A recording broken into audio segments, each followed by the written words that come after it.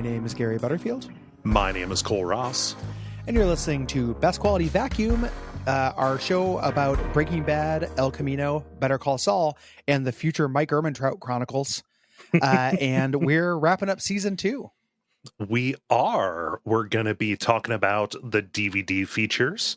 It always sounds so underwhelming when I say that, but that is a limp dick sentence, dude. Yeah. I'm listening to a podcast that's about DVD features. Yeah, but there's no, I know it's interesting. It sounds. It's also these are some of the best webisodes I've ever seen. Fuck me, man! Like what a horrible sentence. They really elevate the art form of webisode. These guys. So. I feel a tremendous amount of dignity. I derive a lot of dignity from the fact that we get to do what we do for a living. Yeah, we're incredibly fortunate, and there's a lot of self-determination in it, et cetera. However, that's not to say there aren't that there are zero indignities. Sometimes you have to praise a webisode. There's a nonstop parade of nonsensical and embarrassing sentences. Yes. And this week is just very concentrated because we recorded about Jack 2 for Watch Out for Fireballs and said a lot of stuff about precursors and various just nouns and everything. This is better than that, but we are essentially reviewing a DVD like this is 2009. But it's also just a chance to wrap up our feelings on the season, and we are getting interesting and ephemeral Breaking Bad content that I've never seen before. The first time I watched through Breaking Bad, I watched through it on Netflix DVD delivery, and they were early DVDs. They didn't have as many special features on them, like the initial releases, or maybe they were like special Netflix releases. I don't remember. There wasn't as much of this. And then I watched it streaming. So this is the first time I've seen much of this stuff. Right. For me, which is just, that's holy because it's one of my favorite shows of all time. Mm-hmm. Yeah, so let's get into it. Like even season 1 was a little sparse when it came to some stuff. Like you can just kind of tell when you're just like, okay, first season, whatever, we're gonna have some perfunctory stuff. Special features going to be closed captions or whatever. But when they know they have a hit show on their hands, suddenly they start documenting and promoting stuff, like specifically to put on these things. So we're kind of off to the races for that. It's something that in the future, I don't think people will understand. Right. This, once physical media, as it's slowly dying out, like the idea being of killed. Being killed. Yeah. As that happens, people will not understand, I think, the idea of wanting to have a copy of the movie in the first place, but then also the idea that your little bonus for that was it's almost like a deluxe reissue of a video game. Yeah. It's like these are all Bowser's Fury. Is what these are, and it will go away. I don't think that we'll have this for movies. It'll be replaced by like if you look at Disney Plus, they just produce shows that are basically this, and they're just treated as a separate TV show. So it'll be like Inside Disney, and it will have the collection of this kind of stuff all put together. It won't take this form factor in the future, and it will be a lot rarer. So it's kind of neat as a time capsule thing. I think sometimes if you buy something on Apple Movies, they have a whole thing about this. Like they've got like a special menu, and they've got a ton of the behind the scenes things. That is really cool. I like that, and that's what gets me to buy stuff on Apple Movies. However, I prefer to have the physical for reasons that are becoming increasingly clear, right? And also it's becoming it's becoming less common as movies are published on there. So it's a fascinating time to be alive here. That doesn't mean that it's all great. I'm glad we had a similar experience with this. There are these little promotional things, and they had these on season 1, I believe, called Inside Breaking Bad, which is just like it's kind of a commercial for the episode. It's some footage from the episode, non-spoilery, non-insightful footage and interviews from the episode. There's one for each episode, and they're very boring, and they have stuff that we have learned multiple times over from doing the podcast and mostly from watching the episode. Like there's not a whole lot you can glean from these Like, I did not feel like I was further inside Breaking Bad. No, it's a lot of like, if you want to see the same, the same shot of Jesse like looking left and then right, and then hear people say, we wanted to do something you've never seen before. Yes. Yeah. Just kind of repeated in slightly different phrases, like you're like re-pulling an AI. Just, hey, say it again. Yeah. That is what you're going to get here. Yeah. The one thing that I took away is Vince Gilligan, when he's talking about the house from Peekaboo, he refers to it as an awful crack type house. Yeah, that's like a line from A Way Out. Right. This is what you're like, one of those crack type houses. Well, you can tell that he's about to say crack house, but he stops himself thinking, hey, is that a bad thing to say? Yeah, we shouldn't say that. Yeah, so he says crack type house. It's very fun. Yeah. The good for him. Mm-hmm. It's not like this whole DVD special feature is free of problematic content, in its entirety. I would say the deleted scenes are also pretty rough. Yeah. In this, I would love to eliminate extended scenes from the parlance of deleted scenes. Yeah, those need to be different things. Yeah, like or even just, I don't know, like a lot of times the difference is the scene takes place in a room and it's whether they show somebody walking into the room. Mm-hmm. Hey, don't forget walking out of the room. Or walking out of the room. Like a lot of hallways walk to completion. Yeah. In deleted and extended scenes. Yeah. I knew we were in for a rough time when the first episode was the deleted scene was Hank slowly loading his pistol. Yeah. Yeah. And it's like, I understand why they shot it and I understand why they cut it. Mm-hmm. Rough stuff. So let's talk about the ones that are at least a little bit additive. Right. Yeah. So in Peekaboo, that's the episode where Walt goes back to school, goes back and teaches again. There's a scene where when he first walks in, his class applauds him for a long time, and he just it starts out fine, but then slowly he just is in more and more agony. You can see on his face.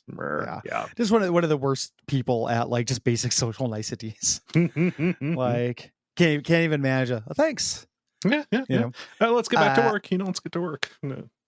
In the episode Better Call Saul, we finally get an explanation for the exact legwork that Saul did to figure out who Walter White was. Right. When Francesca gives Saul a package, which is a yearbook that has from Walt's school.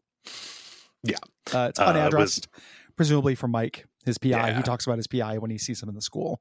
Mm-hmm. Yeah, and there's a little note that says "as requested." Right, something that is a little jarring if you watched Breaking Bad, then Better Call Saul, then came back to Breaking Bad. It's weird that early Saul here is constantly sexually harassing Francesca. Yeah, he's trying to get with her. Not a factor with Jimmy. Not a factor with Jimmy. There's a near the end, I think that there's when they show the current timeline stuff, he's more flirty with her, but he's very canonically giving Nutrigrain bars to prostitutes. Yes, at that point too. But yeah, he's in Breaking Bad. He hits on Francesca quite a bit. Yeah. Something that's very embarrassing is there's a deleted scene here in Over, where called Internal Thoughts, where Walt starts seeing Force Ghost of his oncologist. They literally do him like a mirror scare of the oncologist saying, "This is the best news we could expect." Yeah, what we have now is options. Yeah, and it's literally just the oncologist, not there, and then in the room saying one of those things is the least subtle way. It is the least subtle way to follow up, Walt punching that paper towel dispenser, right? Kill the magical realism inside you. I mean, I know that's not exactly what this is, but this kind of shit sucks. It's good they cut it. I'm also disappointed they wrote it. Yeah. The grossest deleted scene that doesn't it has nothing to do with like the inside of Tuco's head or anything, or him getting shot or wounded. Takes place in Mandala here. Yeah, I don't know what they're trying to do. It's another heavy-handed chemistry. But metaphor. What do they say? So Walt is demonstrating emulsification. Walter's the vinegar. Yeah. Jesse is the oil. and they ordinarily would never mix. But if you had an emulsifier, Crap. which is crime, they will mix. Yeah. You know, it's just I people are probably sick of me saying this. I just got to get out on the record. Another fucking example of a class being taught with a really heavy-handed metaphor. In fiction. Yeah. And anybody who knows anything about chemistry knows exactly what he's doing. He says, "Oh, it's acetic acid and triglyceride or whatever." Yeah, and he puts a immersion blender in it and makes mayonnaise. He has to add an egg. He has to add the meth. Well, of course, yes. And he does it like a real stunt. Like, I have a powerful emulsifier. Everyone put on your goggles. And he pulls out an egg, and everyone's like, "Whoa!" That's cute, and it's a good performance on Cranston's part to do that. He's a good teacher. I love Walt being a good teacher. Yeah. So he emulsifies it and he makes mayo, and the kids are all scared. And then he eats it. He takes a really heaping fingerful of mayo, like the inside of like a whipped cream or like a cake batter. Yeah. When Homer eats the waffle runoff. It's exactly that, like just a really huge fucking dollop. Yeah, he gets a finger dollop and pops it into his mouth, and everybody recoils thinking that it's something incredibly dangerous or whatever before he says it's mayo. Yeah. And then they're like, "Oh," like they all have a big laugh about their chemistry teacher just fucking straight eating mayo in front of them. I mean, it's still inappropriate for him to like eat that dollop. What you got to do is dip your whole hand in there. We call that the sinner's mitt. And then you just lick it off. Or pass your hand around to the class. Yeah. Like there's really no reason not to share this mayonnaise goodness with the entire JP Win. Did you bring enough nays for everyone, White? It's like Valentine's Day. But I knew when I was watching this, I was thinking about you because you famously don't like cream-based sauces. Right. Which to me would make your life a living hell, but I understand like different strokes, everybody has different food things. I like a cream baked sauce. I like mayonnaise. There's not a fucking universe in which I'm straight eating mayonnaise. No, not even in small amounts. If he had just like taken a cocaine nail, and done a bump of mayonnaise, I still would have not it's still too much straight mayonnaise. Like, yeah, dip a fucking chicken strip in that or something. Yeah. And he makes so much. It's like this gallon of mayonnaise he now has to like do what with? Like put in the faculty fridge and just put a post-it note that's like, take all you like, but please eat all you take. Leave a nays, take a nays. Can I give you a nays nightmare? Mm-hmm. When I worked one of our famous segments, Nays Nightmares. Yeah, when I worked an office job, one of my neighbors for a while, every afternoon, for like a post lunch snack kind of thing, 3:00 or whatever, he would go and he would get a hard-boiled egg and then a little like a little Jif cup, like those individual like peanut butter cup, like not a not Reese's they're or shallow, whatever. I know like the little shallow dish of shelf-stable peanut butter. And then he would get a little packet of mayo. And he would sit at the desk right next to me, and he would mix the mayo into the peanut butter and swirl it together, and then dip the egg in it to eat the combination. It was the most upsetting thing. That is super upsetting. The idea of that being like almost like a Thai egg salad. Like there's something, peanut butter is not just for sweets. Like you can use peanut butter in savory food. Right. It's fine. It's real. That is really fucking gross. What is there's a TV show where somebody makes egg salad in their mouth by putting out a hard-boiled egg in there. It might be in It's Always Sunny. They put a hard-boiled egg in their mouth and then a spoonful of mayonnaise. You're thinking of Arrested Development where Anne makes a mayon egg. Yeah. I'm thinking exactly of the mayon egg. Fucking horrible. You don't get to make egg salad in your mouth. You shouldn't be making food in your mouth. It's I don't know. This is it's a very heavy-handed metaphor, and it's a very frustrating scene. It's real gross. All the students really overact with how impressed they are by mayonnaise as well. Right. Like, whoa! It's like a dog being shown a magic trick, clapping their hands like it's the 1868 World's Fair. Now Laugh-A-Tep has come to town, and he's got inventions to show you. There's another scene in this that is real pointless. It's Walt getting a jump on baby proofing. And Skylar's like, "Oh, the baby's not coming for a while, aren't you?" And he's like, "No time for the present." And that's it. It's just another scene of Skylar being a little cranky with Walt.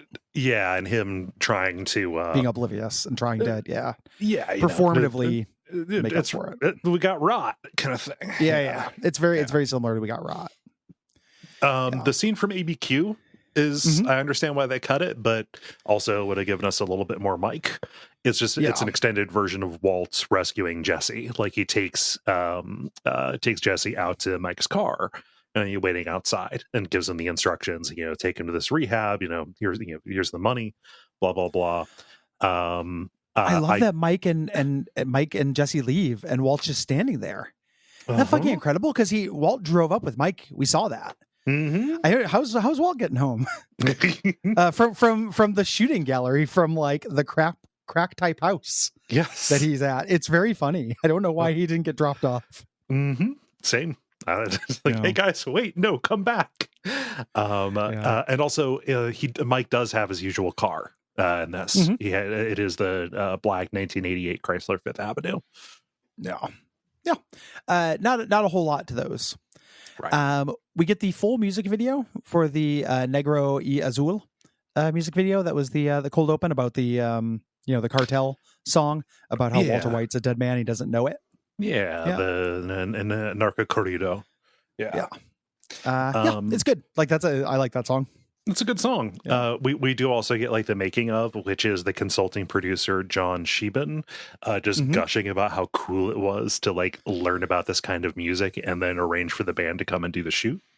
I get that. I liked him dorking out about that. I thought it was I did like him dorking out about it. I would also like to hear what the Narco Corrido scene thinks of this show. Oh, totally. Yeah, absolutely. That's the information I want. Yeah. I mean, that is a reason why Metastasis exists is because of that. It becoming a teleplay in Colombia is in part because of that kind of cultural profile. The profile. Like, and then John Sheben is also the guy who directed all of our comedy webisodes we're going to get to. Yes. There's also details about the tortoise scene, with Tortuga's head and the bomb or whatever. There's a lot of like practical effect stuff about like how they did the explosion or stuff. I was charmed to know the name of the tortoise. His name was Otto. He was 70 pounds and 14 years old. Absolutely still alive. Probably, living the cushy life of a Hollywood tortoise. Yeah, living the dream. I just like animals. This to me, I'm always nice to see a turtle. The Paul F. Tompkins thing. Ant Sat, but I would just prefer to watch like a video on YouTube about a turtle going on adventures and stuff. Like I'm glad he's a Hollywood turtle, but I just this was not high quality turtle content to me.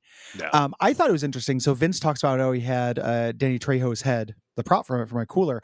I always hope that the actors got to keep their prop heads in TV and movies because I would like it. That's your likeness. Come on. Yeah. Like I have the rights to it. And like, it's just a perfect prank for the rest of your life. Like if you want to be, it's a mean prank, but it's very effective. It's like a, Hollywood class prank. No. I mean, it should be at least like a right of first refusal thing. I could also understand why somebody wouldn't want their own severed head just kind of hanging around. Oh, sure. Yeah. And maybe Danny Trejo didn't want it. Or maybe he just has a collection, like the kind of movies Danny Trejo does. Oh yeah. Maybe he's just lousy with severed heads. I'm just full up on parts, boys. Yeah, he's got a garage he rents that's just full of machete heads. Something that I think that I would have liked more if we hadn't done this podcast. Here, like this has good stuff in it for sure, but because we had done some of this research, there's a section called the Writers Lab, and this would have I would have spent an afternoon on this as a kid, or not as a kid when I first saw the show. I would have been deeper on it. Yeah, in the future, as a 30-year-old. Yes, as a 30-year-old kid, I would have really. This was still really neat though. I like the Writers Lab here. It's a little game, kind of. It's like an interactive thing. So the opening is narrated by Vince Gilligan, and it is showing you the board from the writer's room. So everybody gets together, and Vince writes down the beats for the story, and they arrange them into acts up on the board, right? Yes. And you can see that board, and you can see kind of recreations of those cards, kind of walking through specifically the plot points of ABQ, right? And some of them are highlightable, and you can kind of go in and look at like little written synopses, not just of like what happens in that scene, and you can see the script, and that's usually pretty interesting to see. I always love reading the stage directions on those, like, and comparing it with what the director took and how to interpret that. I love scripts. And what the actors took as well. Like, there'll be things that are, actor choices, and they interpret them in different ways. I love reading a script. But I also love these little synopses that give us some insight into why they made decisions that they made. Like, and this is what I want from the commentaries. Me too. This is what I also want from the podcast. This is what I want from Back Matter in general. Yeah. Yeah. So like, I didn't put it together, but like Donald and Walt being opposites, in a lot of ways, but also just in terms of like taking responsibility and guilt and then shirking it, just in those ways, just Donald just being completely unable to get out, to not hold himself responsible, whereas Walt does everything he can to wiggle out from it. Right. Yeah. Yeah, that stuff is super neat. The biggest thing that stopped me from, like, I would have enjoyed this more. I wanted a different form factor.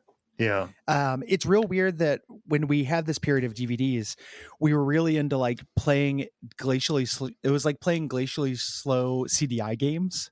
Basically, or like Philips games. Like it was the load times and just the DVD. Like playing this with my PS5 controller, navigating a DVD menu is really awkward. Yes. I really wanted a website version of this pretty badly.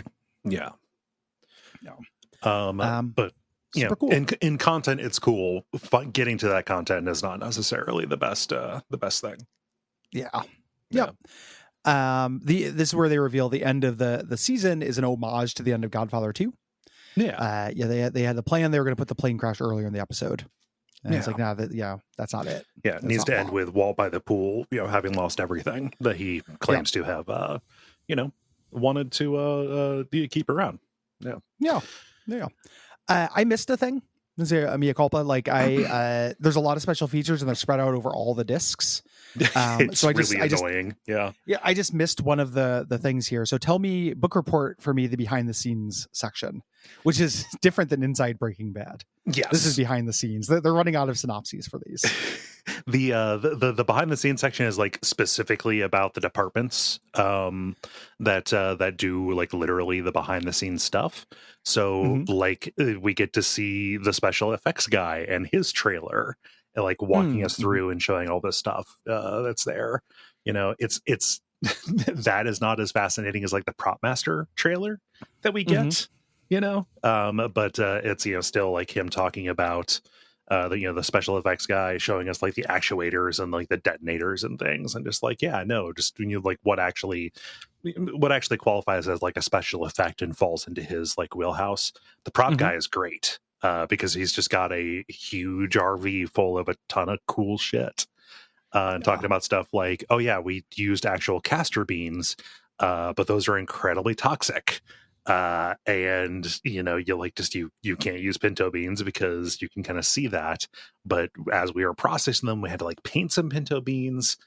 He showed us like the rubber bottles and the rubber sledgehammers from Peekaboo, talking about the process of making the fake heroin out of gelatin, and showed us the gigantic, the close-up shot when Jane is injecting Jesse, she pulls out the blood and we see the blood like mix in with the fluid before she injects. That is a close-up on just like a comically large syringe. Like a big cartoon. Yeah. like the Bumblebee guy. Yeah, the one with the nurse is gonna get him. Yeah. Just because you wouldn't see the mixing happen in that way with a regular size syringe, right? Yeah. Prop masters, that's such a cool job. I have no idea what the path to that is. What do you do to become a prop master? prop master and Foley guy, I think, would be the most fun jobs in the entire world. Foley rooms are so fucking cool. I love it. That's such a cool job. Yeah. Yeah. Just anything with actual objects, for fuck's sake, please. The set designers were pretty pretentious about their stuff, you know. But they did break down some of the key sets of the season, kind of showing like, oh yeah, like all this stuff in Saul's office is, you know, styrofoam, right? Like it's supposed to look fake, it's supposed to look tacky, right? Kind of talking about putting together what they call the ramshackle houses, you know, things like the shooting gallery, things like the peekaboo house, right? The one I would recommend you going back and looking in, it's on disc 3 of this, is Aaron Paul showing off the RV set. So what they have is like this fake RV that recreates the inside of that, not Wayfarer, that's the plane, that Bounder. But all of the walls are tearaway, so they can set up the shots that they need. And it's him just like showing off the ways that it comes apart and like pointing out things around it. And it's really fun because it's Aaron Paul doing it, right? And also nice. you get to have him just do a little rant about driving the RV and how much he fucking hates doing it. A fun thing that pops up in the podcast as well. The rest of the things as we're going through, these are all winners to me generally, with some asterisks. I love that they let Dean Norris do Cop Talk with Dean Norris. It's such a passion project, and I know that's a silly thing to apply to these, but he's being such he's being a shitty misogynist during a lot of this, and being really pro cop and ignorant about how bad cops are in a way that was only possible when the show came out. You know, this would be different today. Yes, but he also gets to go Cop Talk with Dean Norris. Real cops. Like he does this little voice, and he's having such a fucking good time, and he's such a goober. Like this is pure sex gifts. Like this is the Dean Norris that leaves sex gifts up. I kind of love this. Like I don't know. I was immensely charmed by Cop Talk with Dean Norris. I was really concerned because that first episode doesn't really have like the first episode really leans into this is real, you know, to a degree, because it's just like interviews or whatever, and it's Dean Norris asking somebody who, you know, looks like a cop, you know, has the cop physiognomy, right? You know, like, is there really such a thing as excessive force? You know, that's an awful thing. Like horrible. And all the cops are like, no. Excessive force. What's that? And so I was like, are these actual cops? Like one of them says, like, you know, he has like, oh, you ever let a pretty lady, you know, off of a speeding ticket, you know, just because she was pretty? And then one of them said, oh, something more's got to be involved or whatever. I was like, holy shit, is this? Yes. But then you see the others, and then this is skits. This is skits. Yeah. It's really amazing skits. It's really caveman, you know, stupid caveman humor, but it goes long enough to get weird enough, you know. So like obviously there's excessive force. My favorite thing is the stakeout episode where he has to piss. And like the guys are just like, you can just go to the bathroom. He's like, no, man, we're on a stakeout.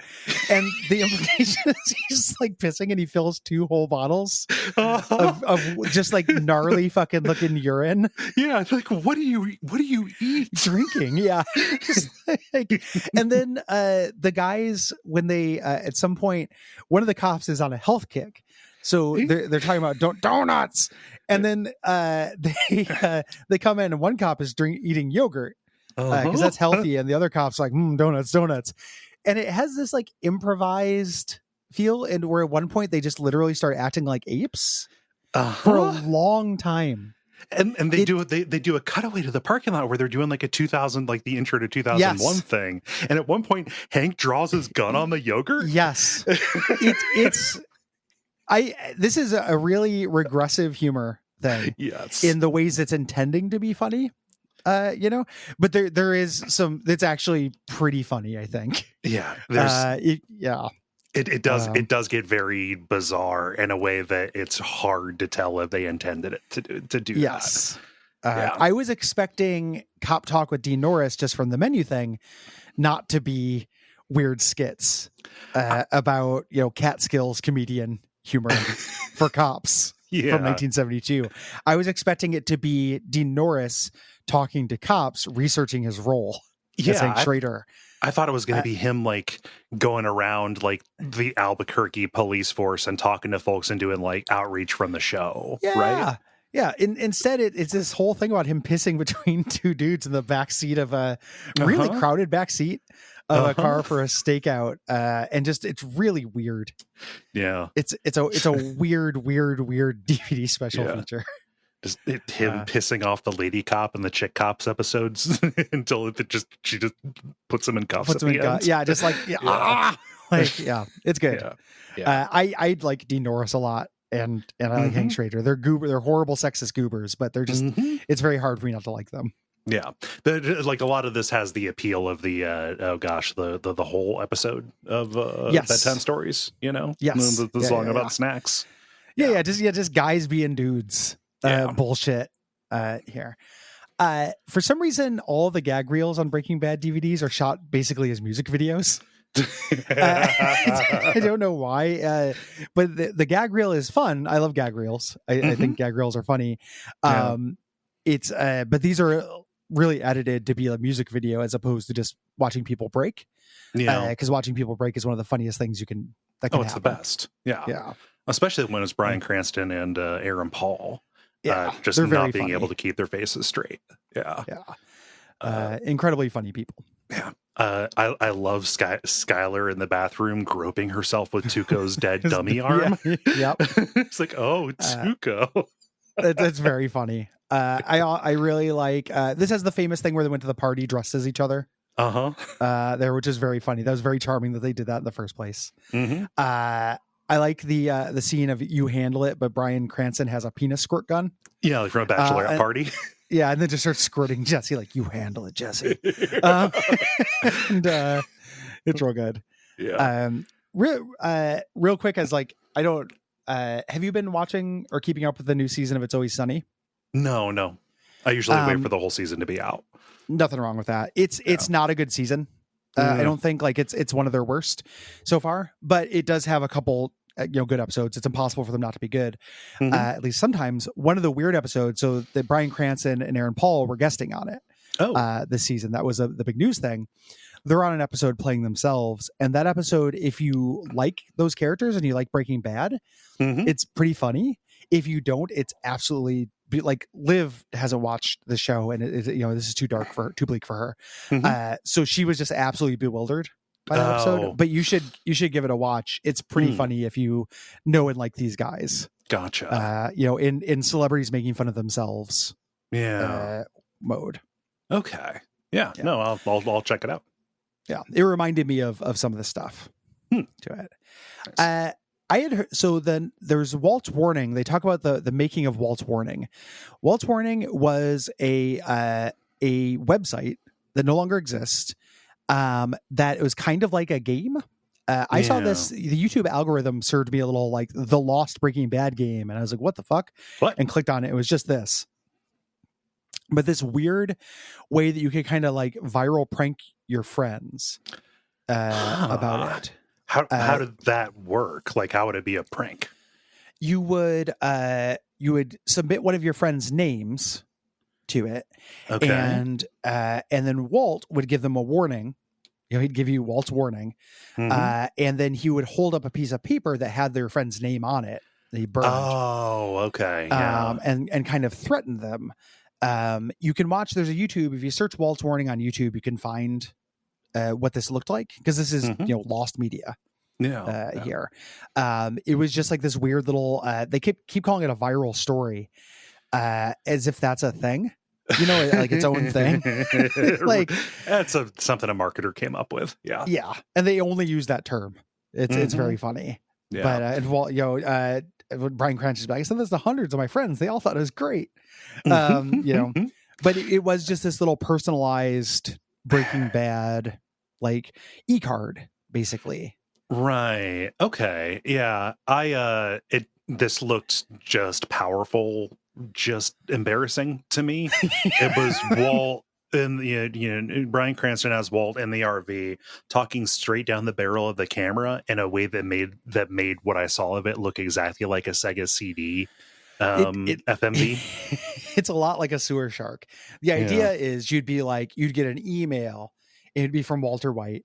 You'd open it up and it'd be this video that was like, your friend told me to, you've been getting into trouble. You need to stay out of my territory, or, we'll take you out. And it would semi-randomize like the threats he would make. Okay. So it was a little bit different each time. That's cute. It's cute. It's not, it's interesting. It's not cool.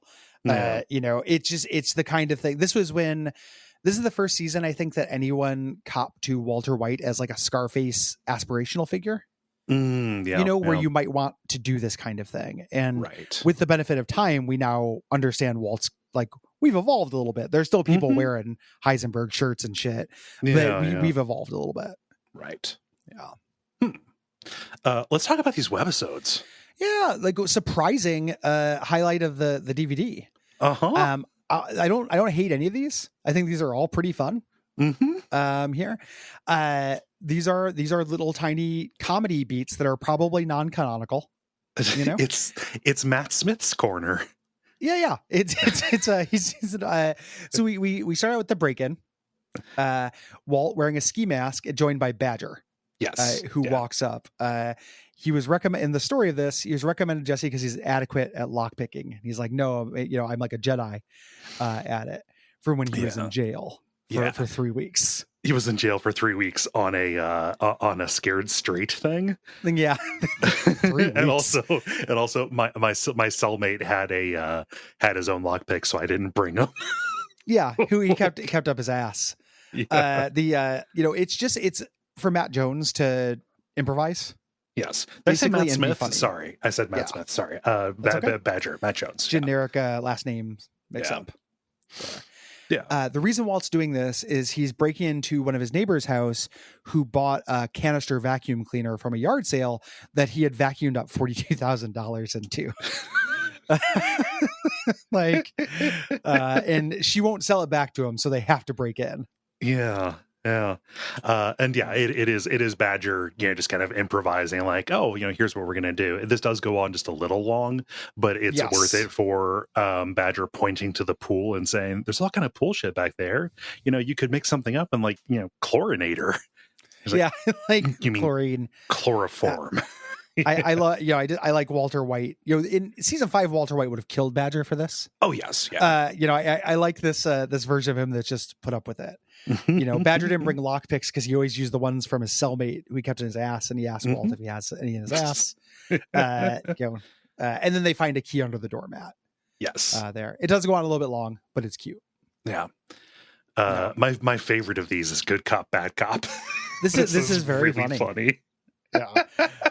It's Hank and Marie making a sex tape, and they're trying to bring a little bit of variety into their love making. So they're doing some role playing.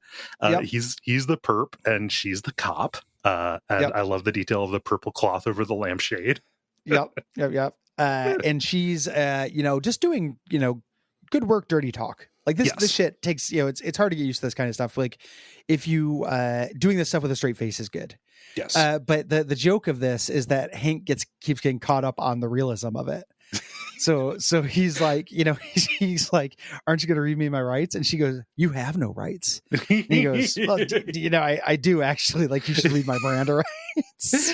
Just say it. Just say does anything you say will be held against you. Yeah, it won't work for him unless it's And then she calls him a skell.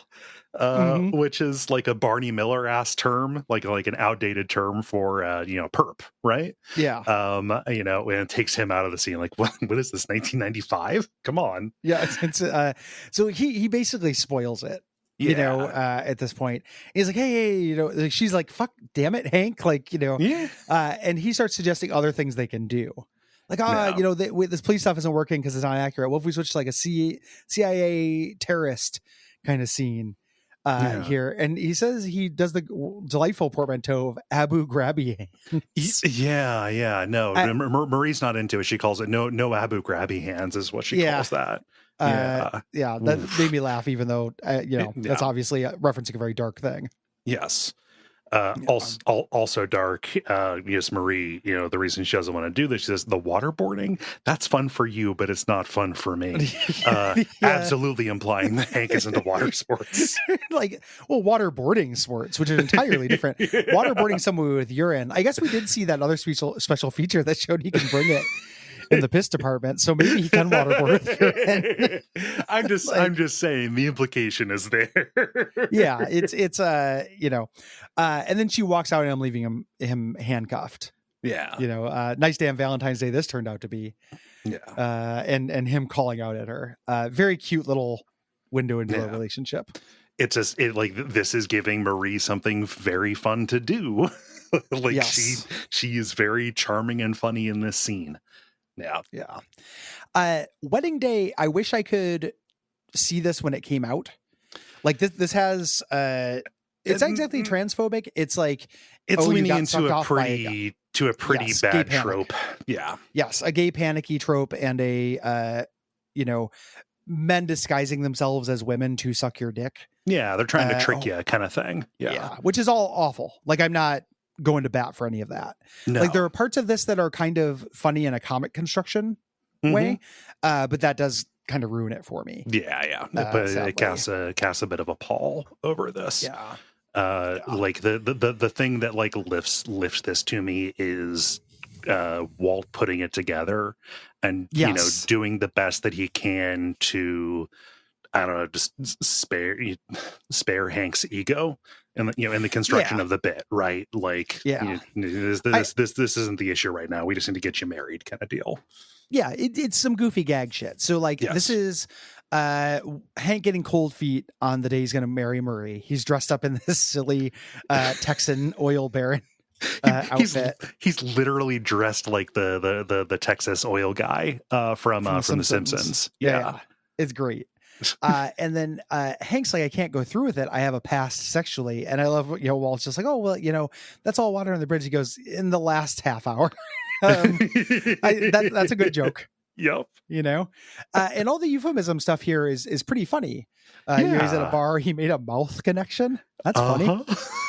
And Walt knows what he means here. But I love this. There's a little bit of micro characterization stuff here where Hank assumes Walt doesn't and has to keep spelling it out. Because he thinks that Walt is a wad and could not understand this. Yeah. So, mouth love. This is BJ and the bear minus the bear. Is that cheating? Which is literally, it's not from this, but that same joke is where the band minus the bear got their name. Oh, great. Yeah. That's there we are.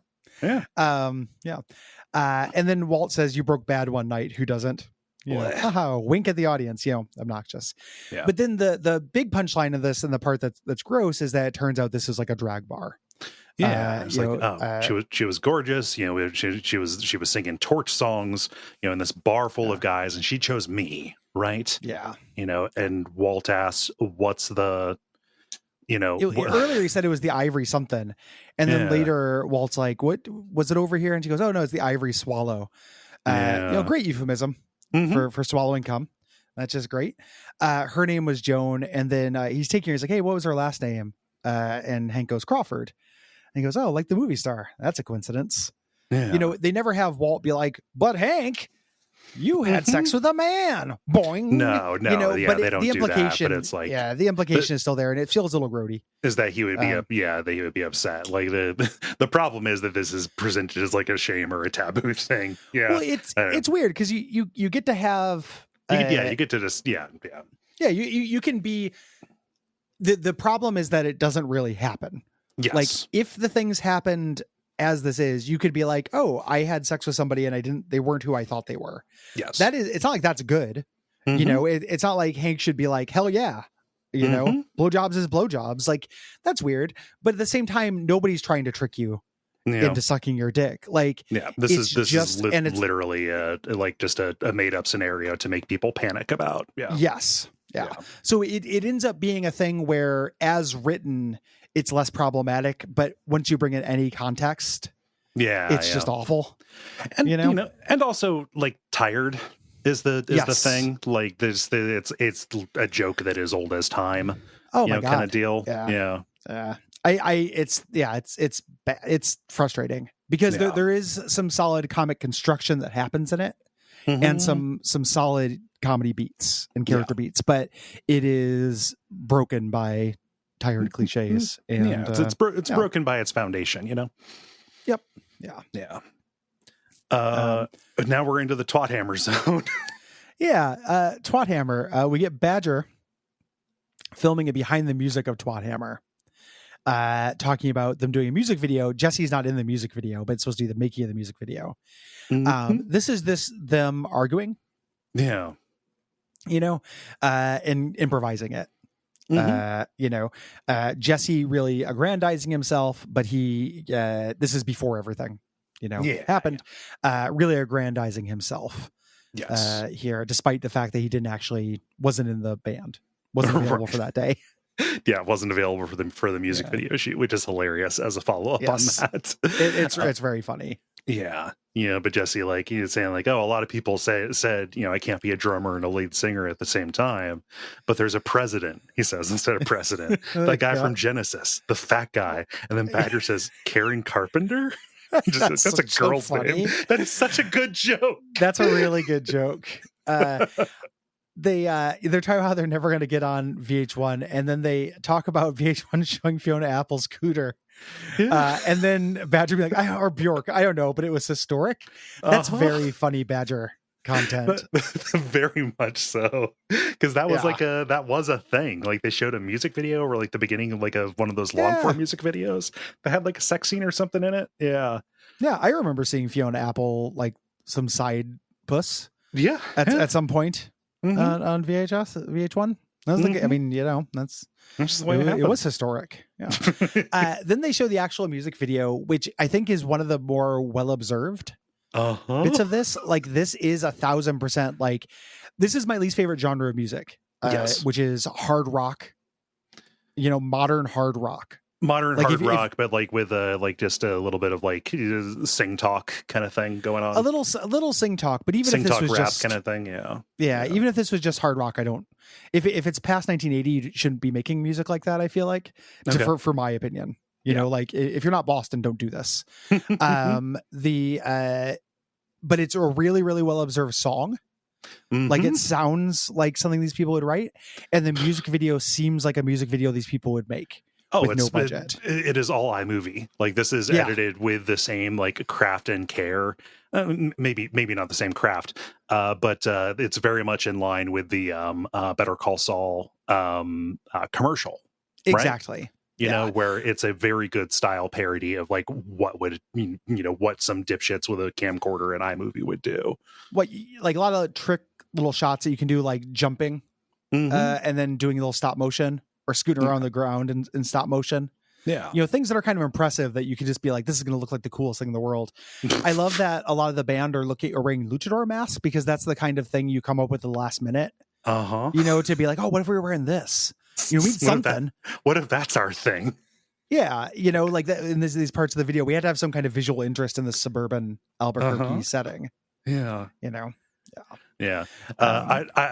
of the lyrics, though, like, it does get a little bit into like, we're making it like this is explicitly a song about the Breaking Bad universe. Yes, like a whole verse about Wendy being the Yoko that is killing the band. A little silly. Here it's also this version of Fallacies. We'd heard the acoustic Fallacies from Jesse, which I really liked, because it just sounded like the Fallacies, like it sounded more manic and atonal.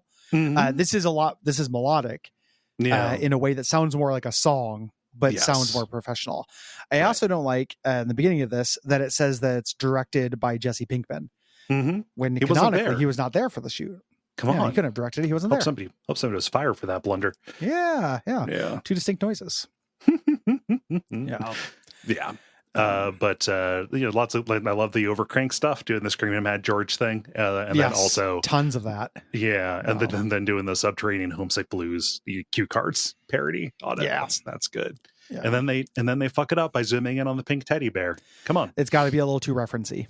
Yeah, here, but fun, very, very well observed. Yeah, like the shithead crew of Jesse's friends is one of the most well observed aspects of this whole show. And also the Jesse stand-in with that's really good. His spiked blonde hair. That they got a little stunt double in there is very funny. And I think it's the actual guy, Jesse's friend from high school. Is it? I think it's the actor. Yeah, we need to go and do a comparison. Yeah, it looks like him. Yeah. The final one here is called Marie's Confession. It's Marie doing a video diary that she has to do because of her court-appointed therapist. Yeah. And does a very Marie thing where she digresses instead of introspects. And it's just a nice little character piece for Marie, who didn't get tons to do this season. Right. Yeah.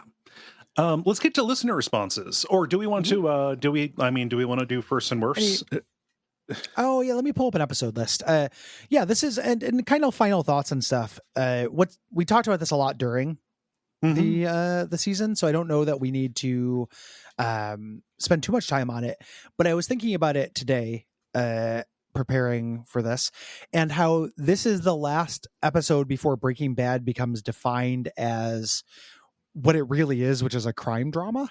Yes. Like, this is the last season of Breaking Bad that is in any kind of identity crisis. Yeah. And I think part of the reason why this show is well thought of, but also some of the reason why some people don't like it, is that after this, it does become a page turner thriller. There's lots of character study, extra stuff in there, but it does become more of like they get better at it in a way that shaves off some weirdness. Yeah. It becomes more just like, oh, this is a great crime drama. Yes. This season, it's still a little bit out. It's still kind of finding its feet. We don't know exactly what it is. Messing around as being like a dark comedy still. Yeah. Looking at the episodes, I don't know if I have first and worst. I'm looking through them, and it's like there's a couple place setting episodes I think are not my favorite thing in the world. Breakage, Negro Azul, Yeah. Are just fine. Negro Azul still has the tortoise scene. True. Great. Like there's really good stuff in these. Yeah. So it's hard to it's hard to name a worst. And also, like, this is such a weird season because it has that climax in the first two episodes. Yes. It has the end of season 1. Yes. Here in season 2 with Grilled. Yeah. So, like, it's hard to say, like, oh, I love Phoenix because it is such a just, man, the stakes are so high. You've got Grilled. Yeah. And Grilled is excellent. Yeah. It's pretty hard to put them together. I'd want to give a special dispensation, a special bonus to Better Call Saul for producing the character, who is, a consistent every single time he shows up is one of the best things. And, like, also has its own, I mean, the ending of Better Call Saul is a very tense, but also incredibly funny. It's like one of the best mixes of that they have. Yeah. With the caper to get Jimmy in and out in. Yes. That's very fun. Yeah. That is a hallmark of the Saul episode. So if I had to give a best, I might give it to that just for the legacy stuff. Phoenix is a better episode. Phoenix is great. It's got the Water on Mars bit, all this beautiful shit. Yeah. Water on Mars is that is Phoenix. Yes. Sorry. Yeah. I was about to correct you. Sorry for the instinct there. Yeah. Nice. Well, if you haven't beat the instinct to correct me instinctively out of yourself now, I'm not expecting it to happen. Gosh. Yeah. Let's do responses. We got a lot of them this time. Nice. Thank you, everybody, for writing in. That also means that, for time purposes, this is already going to be a longer episode. Did leave some out and did do some editing on some of these. No hard feelings, please. Mm-hmm. Yeah. It's nothing personal. We just don't want this episode to be a million hours long. I'll get it started here. Luke asks, have you ever heard the term Breaking Bad used to describe a character or person's heel turn before the show Breaking Bad? I don't think I had. No, not at all. I had not. No. No. It's one of those things like, saying, "Oh, losing my religion" is a Southern phrase for getting real mad. Yes, I was just about to make the losing my religion comparison. Yeah. I don't/can't believe it until I don't know, I could do a Google book search or whatever for it, but I believe it. It's just regionalisms. Yeah. You know?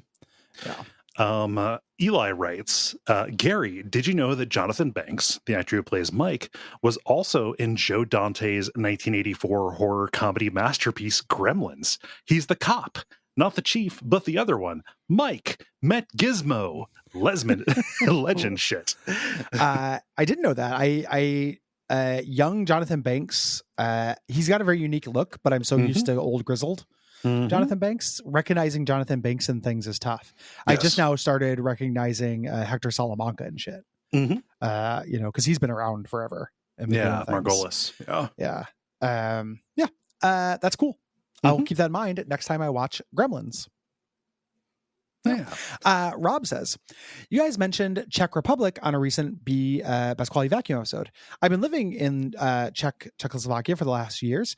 The place is notorious for horrible dubbing and translations. On that note, I thought you guys should know that Breaking Bad was translated as Piernakovi Tata, which over here are Piknik Avi Tata, which literally means gingerbread daddy. Gingerbread is a slang term for crystal meth here, so it kind of makes sense, but I get a kick out of imagining Czech Redditors posting, so when do you think Walt is finally gonna ginge dad? Or I'm doing a rewatch, IMO, Walt was always a gingerbread daddy. Anyway, enjoy. Hope you get as much a kick out of this as I did. I like that a lot. That is really good. Ginge dad. When's he gonna ginge dad?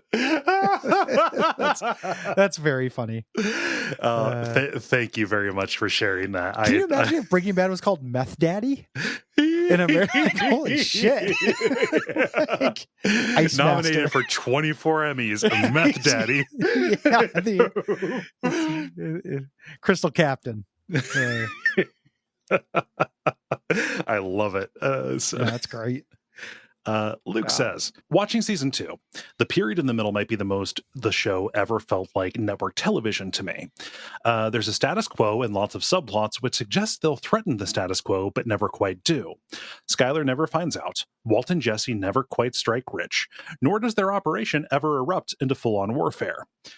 As the season ends, the baby is finally born, and we get closer to the season 3 and 4 golden age.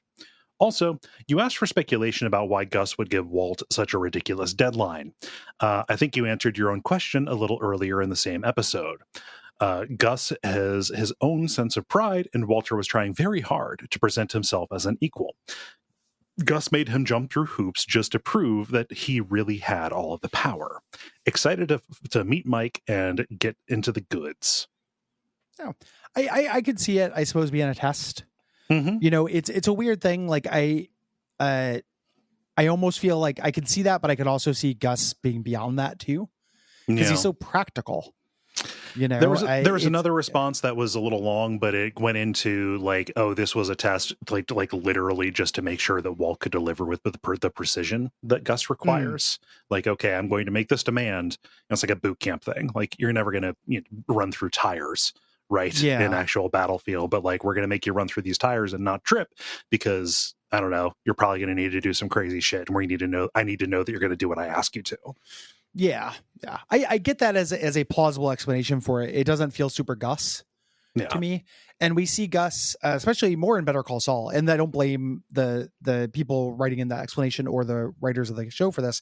But even in, especially in Better Call Saul, we see Gus for his recruitment process and how he does things like that. And it's not really that flavor. Right. It's not like physical challenges. As much, so to me, I'm so used to Gus being a mastermind that he would already know that shit. Yeah. Andrew says, Season 2 has a lot of strong moments, but I think the show is still warming up before its high points of season 3 and 4, to me. It also contains what I think is the worst part of Breaking Bad by volume, which is the airplane stuff. The eventual reveal feels like it comes from the same impulse that ruined Game of Thrones, i.e., how can we set up a payoff that no one on the internet will ever guess? The emotional truth of it rings entirely hollow to me as well. It's more than enough that Walt lets Jane die. He makes the choice knowing what the consequences will be. It's not Walt's fault that the plane crashes. It's Reagan's fault for destroying the air traffic controllers union so bad that Jane's dad isn't allowed time off to grieve. For all we know, the next Hitler was on that plane, and it's good that Walt let Jane die, as long as we're taking this nonsense approach to moral burdens. Good stuff otherwise, but if you thread a mystery throughout your whole season, the whole season will be at least a little tainted when that mystery is revealed to be nonsense. Yeah. I mean, I will say that Jane's dad chose to come back before he was forced to. Yes. Yeah. So, he literally said after a certain point, time off doesn't help. Yeah. He's asked why he didn't take more time off. But no. The airplane is something that I came to peace with, but it took like 15 years. It took since this airs. Now I'm okay with it. But you're not wrong. It's not my favorite thing in the world. I'm really glad they stopped doing that kind of stuff. Kill the magical realism inside you. Yeah, but Andrew does raise something good, which is like, I don't know, the fact that it was a mystery that was set up for the whole season as a participatory thing. In hindsight, it is weird. And also there is this kind of counterfactual, which is, what if that shit just came out of nowhere? Yeah. I don't. Yeah, it's weird. It's because it's definitely they cheated a lot. Mm-hmm. Putting the 2 body bags in the driveway and stuff, like they were being tricksy and cute. Yeah. They were mad with Power because they got a second season. Doug writes in the counterpoint to that in favor of the plane stuff, saying, I always consider season 2 to be a thesis statement on Vince Gilligan's views on karma. He has said in interviews and on official podcasts that he generally believes that evil harms the victim and the perpetrator alike. I think the plane crash is sort of emblematic of Walt's hubris in that regard. Walt arrogantly believes that he has things under control, that his intelligence will allow him to contain the fallout of his actions and thereby minimize harm, especially to the people he cares about most. The plane crash is a massive chaos theory sledgehammer to that narcissistic view.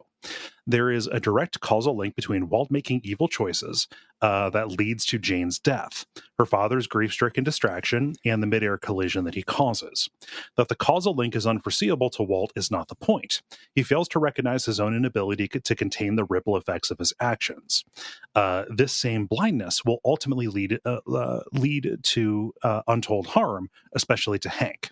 Anyway, just thought I'd give a little love to the plane crash since I think it's thematically resonant, even if a little over the top. Yeah, I mean, to me, like that makes sense, but it's a hat on a hat. We get a lot of the effects of Walt's evil on people that are not him. Like for example, like I think like Peekaboo is a better expression of that, more subtle and more realistic, and more grounded, and accomplishes a lot of this point. Of showing the harm he's done. It doesn't impact Walt as directly, but I also think the other thing I would say in response to Doug's thing is this is kind of before, to me, I think it's a little bit before Walt is as arrogant about having everything under control. We're still kind of in scramble Walt mode. Like he didn't, mastermind letting Jane die. That was a game day decision. He's still kind of flying by the seat of his pants. We're a long way away from Lily of the Valley Walt. Yes. We have not gotten there yet. Yeah. This also raises something to me, just that it is a problem about sequence, which is the fact that this ends on a plane, on the plane crash does take a little bit of wind out of the sails of what I think is a better kind of depiction of Walt not having things as figured out as he thinks he does. Better undercutting of his arrogance, which is Skylar leaving him. Her parlor room scene. Oh, right. There's 1,000 things that are his arrogance, like beating him, or I just feel like these themes were expressed more subtly and better, like over and over and over in the series. The idea of like doing violence, harming the perpetrator, like that's something that's hard to disagree with. Look at Jesse after he kills Gail. Look at Jesse's entire party house arc. Like violence hurting the perpetrator is a major theme of the show, but it's not through indirect cosmic ways like this. They just, there's more direct steps. It doesn't have to be, a game of Mousetrap. Yeah. See Combo dying, right? Yeah, exactly. And Jesse's reaction to it. Yeah. Happens nonstop. And then Walt, ultimately the end of the show is a thesis on Walt's, or not a thesis, but like a full exploration of Walt's whole "I'm smarter than everyone" thing, with how he ends up having to, like, when he takes over, the whole just because you shot Jesse James doesn't make you Jesse James. All of that stuff about him trying to manage it and killing Mike, and just like, he gets out up until the very end. He almost gets out. Yes. But he can't. Like, that's the series ends with that. So I just think there are more. It's not that this is thematically off base. It's a thing where, to me, it is underlined too many times, and it takes it further than it ever does else in the series. Yeah, and also it pulls focus from cooler stuff in the season. Yeah, and it kind of cheats you. It does the little fooly stuff, which is just cutesy trick. Yes. Stuff, which I never really like that kind of stuff in writing, to me. Yeah. Not that I'm not trying to dismiss the perspective at all. I agree with you that it's not. I agree with Doug that it's not thematically irresonant. Yes. Irresonant. Yeah. I see all your points while still disagreeing. Yeah. Robinson says, Season 2 is what really sold me on Breaking Bad. The thrills across the story were captivating, and the climax with the plane collision turned my blood cold. I know why it's weird to have that as an example of the kind of tragedy Walt's meth production can eventually cause. Just by people using it and ruining their lives, that's a tragedy, isn't it? But I think going into meth production, Walt and Jesse had very specific ideas and images of what kind of tragedy they're going to bring into the world. Declining health, broken families, destitution, etc. Things that they probably made peace with beforehand. The plane crash is a tragedy Walt couldn't predict. So I still think it works as a metaphor for the consequences of Walt Walt is not emotionally prepared for. There isn't much follow-up on the plane crash. The scope of Breaking Bad shrinks a bit, and nothing is as disquieting as the plane crash, although the next 3 seasons have plenty of strengths elsewhere. I think the lead up to the plane crash with that scene with Don at the monitor with the sound fading out was chilling, though, and some of the best direction in the whole show. Agreed with, again, all the individual elements of that. Like, I love Don. I love Jane's dad in the show. I love all that performance, John Delancey's performance, so fucking much. Yeah. Would not trade away the plane and get rid of that. Right. Would not throw away that bathwater throw away that baby to get rid of that bathwater. Yeah. Yeah. Same. Yeah. And finally here, George says, I remember the first time I rewatched Breaking Bad, watching with someone who hadn't seen it before. I noticed something in the first episode of season 2 that blew my mind. In the scene where Marie is leaving that interminable voicemail for Skylar, the camera zooms way in on a bunch of Splenda packets, all in a line on the counter, and pans up to Marie's thermos that has a dancing skeleton on it. This is, of course, the same episode where Walt makes the ricin. So on rewatch, I took this as extremely subtle foreshadowing as to where the ricin eventually ends up. When I first noticed this detail, it blew my teenage mind. Teenage, oh no. I've been taught to look for this kind of thing in books, but not in TV. Not knowing that the show wasn't necessarily now knowing that the show wasn't necessarily planned out that far in advance. I have no idea if that's intentional or not, or if they wrote that part of the end of the season, the end of season 5, to relate back to that shot. But it's such a specific shot that I feel like Vince and the gang had to have some kind of idea of what they were doing with it. Or maybe I'm just recognizing patterns where none exist. Have you guys noticed anything like this? Got any particular favorite bits of communicating plot, character, or theme through props and set design? It's a weird thing about how they write the show that you can see is that Vince Gilligan specifically sometimes will get like an idea in his head and then save it for a long time. Yes. So the idea of like poison Splenda might have been in his mind. Although right? it's stevia, not Splenda. It's later on. Yeah. The poison sweetener, I guess. Yes. Yeah. And stevia is worse. It's gross. So I could almost see that, I could see it being both, like a coincidence. Like, it follows the character, right? Like Marie would use Splenda, Yeah. I can imagine that. So it's kind of hard to tell. I don't think that they had like Lydia Rodart Quayle was not even a twinkle in a writer's eye at this point. I don't think. Right. But the idea of that, maybe possibly, and also there's, you can go back and mine old episodes for ideas of what to do, later on. Right. Yeah. Maybe somebody saw the decision and it came to it. I don't know how intentional it is. I also don't have a real example of anything of the show communicating in a way like that was not very intentional and, pretty obvious, Yes. Yeah. I tend to, my personal, bugbear is that like that stuff can kind of get irritating to me. Same with the clever writing stuff. It's the same thing with having the teacher do a lecture that's subtly related to what's happening in the rest of the plot. It can feel like that to me.